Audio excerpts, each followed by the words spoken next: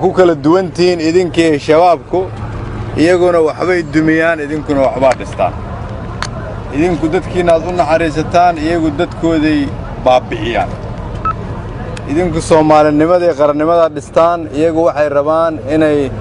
qof Soomaali oo dambe u soo noolaan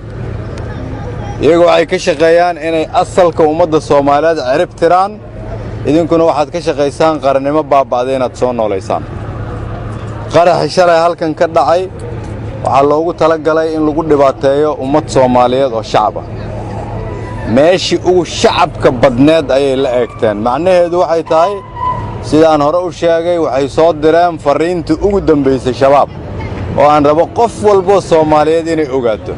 fariinta ay soo direen waxay tahay ma rabaan qof dambe oo Soomaaliyeed inay noolaato cidi ka difaaci lahayd waa idinka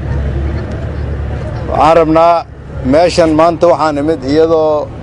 aan waxba looga jeedin ilaahay ka sakooyay idinka ma hadda waxay noqotay jid la mari karo sharaftiina iyo karaamadiina iyo cidaadtiina wax ka sheegaysaa qashinku marka la qaado meesha la hagaajiyana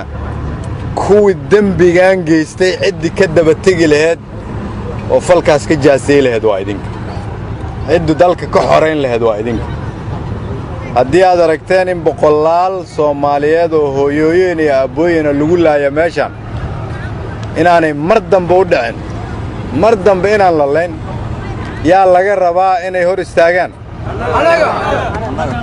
diyaar ma u tihiin inaad sidaas yeeshaan